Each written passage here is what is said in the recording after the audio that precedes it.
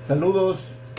Estamos viendo del lado izquierdo el rostro de Federico Semmeleder, austriaco, gran ministro de Estado del Supremo Consejo del rito escocés antiguo y aceptado.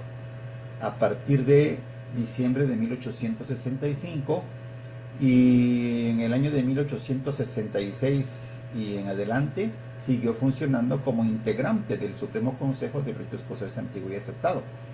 Pero el punto es que él era austriaco, era extranjero, estaba al servicio del imperio, incluso en el Ministerio de Guerra, y cuando el fusilamiento de Maximiliano el día 19 de junio de 1867, tuvo que entregarse al gobierno republicano. Vamos a ver las razones jurídicas por las que este integrante del Supremo Consejo del rito escocés antiguo y aceptado debió entregarse a la autoridad militar del Distrito Federal, que efectivamente lo hizo. La imagen está tomada del INER, del Instituto Nacional de Estudios Históricos de las Revoluciones de México, su fotografía, su rostro. Esto es decir, que tenemos garantía de que efectivamente sea real. Hasta arriba, por el lado izquierdo, vemos la fuente donde estamos tomando esta información, que es una obra de El Tigre de Tacubaya, Leonardo Márquez, que fue lugarteniente del imperio. Él escribió un libro que analizó Ángel Pola, y seguramente Ángel Pola incorporó esta reglamentación en el libro.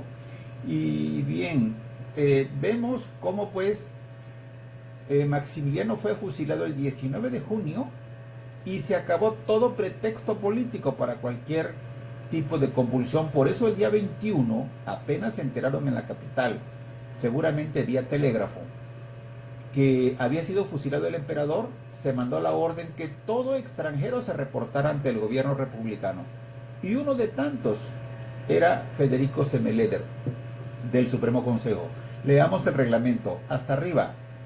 El ciudadano Juan José Báez, famoso político mexicano, jefe político de la capital de la República, a sus habitantes: sabed que en uso de las facultades de mi cargo y conforme a las instrucciones particulares del ciudadano general en jefe del Ejército de Oriente, quien, Porfirio Díaz, decreto lo siguiente: 1. Todos los que hayan desempeñado cualquier empleo o comisión del llamado imperio, recibiendo sueldo de él, se presentarán a esta jefatura política dentro de 24 horas. ¿Quiénes? Dice el artículo primero. Todos. ¿Y qué plazo? 24 horas. Eso dice el artículo primero. Número 2. Los que no se presentaren dentro de ese término serán considerados como aprehendidos con las armas en la mano y castigados con la pena de muerte. Pena de muerte el que no se presente, con arreglo al artículo 28 de la ley del 25 de enero de 1862, con la que se procesó y fusiló a Maximiliano. Lo aclaro. Artículo 3.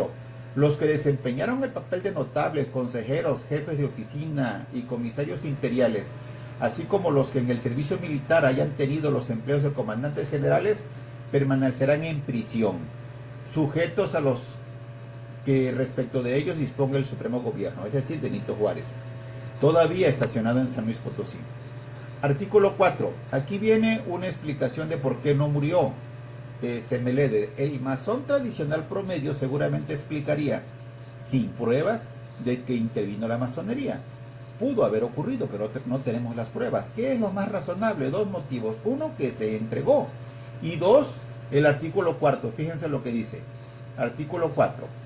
Los que tuvieron los empleos de capitán a subteniente quedarán en libertad. Se les expedirá el salvoconducto y pasaporte respectivo para que permanezcan en el lugar que eligieren, a no ser que alguna circunstancia excepcional lo hiciese, a juicio de la jefatura, a acreedores a quedar en prisión y ser juzgados. Seguramente este se le aplicó a Semmeleder. Artículo 5. Todos los habitantes de la capital están obligados a permitir que sus casas sean cateadas por las personas que por orden escrita del jefe político se presenten en ella con este fin. Los que se resistieren, a más de ser obligados por la fuerza, sufrirán la pena de 100 a 500 pesos de multa y de 6 meses a 1 año de prisión. 2 años de prisión. Artículo sexto. Los que fingiéndose comisionados de esta jefatura se presentasen sin orden por escrito a catear alguna casa, serán castigados con pena que no baje de 6 meses de prisión o no pase de 6 años de presidio. De la pena de que trata este artículo solo quedarán eximidos los que escondieran al padre, al hijo, al hermano o al cónyuge. Ojo con este punto del derecho, ¿no? Cuidar a su propia familia. Lo respetaba el gobierno republicano.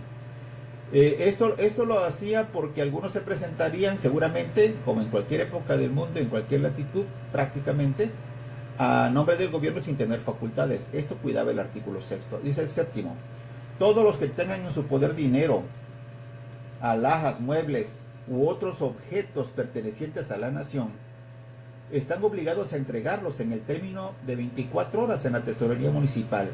Los que no lo verificaren serán reputados como ladrones públicos con el abuso de confianza y castigados gubernativamente como tales, conforme a la circular del 27 de abril de 1867.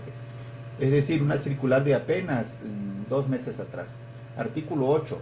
Los que tuvieren armas de munición o parque lo entregarán al inspector de policía en el término de 24 horas. Y si en ese término no le verificaren, serán castigados con pena que no baje de 1 mes de prisión y exceda de 1 año de presidio. Artículo 9.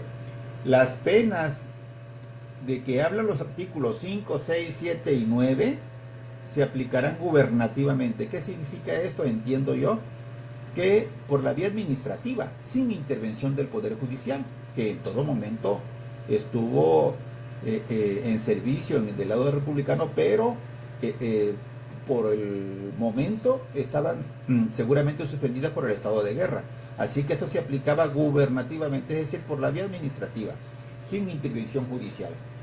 Y para que llegue, dice el decreto, a noticia de todos y se le dé el debido cumplimiento, mando se imprime, circule y publique. Independencia y Libertad, México, 21 de junio, tenía 2 días.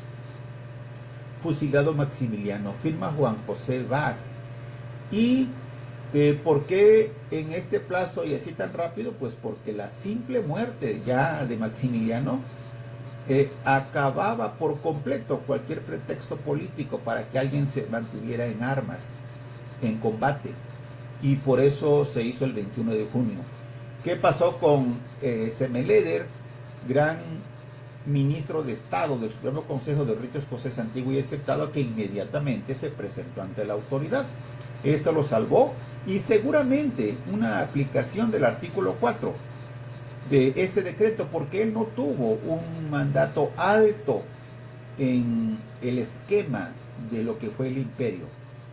Tuvo un cargo que ya he explicado cuál fue en el Ministerio de la Guerra, e incluso estuvo a cargo como director de la segunda división y jefe sanitario militar, pero en un cargo muy modesto, de manera que me parece, esto es una especulación mía, pudo habérsele aplicado el artículo 4 para que quedara libre. Esto sí lo podemos probar y afirmar. Que haya intervenido la masonería, no sabemos, probablemente sí, pero no hay evidencia. El austriaco Federico Semmeleder tuvo que presentarse ante la autoridad, ante Juan José Vaz, por orden de Porfirio Díaz, y si no, corría la pena de muerte. Esto ocurrió con él. Invito a que conozcan estos datos en mi libro, en la página, ahora les digo, la página 510, está la imagen tanto de Semmeleder como de Gunner, el otro integrante del Supremo Consejo de Rito Escocés Antiguo y Aceptado, propuesto por Maximiliano. Leo mi libro y les agradezco la oportunidad de llegar a ustedes. Gracias y hasta la próxima.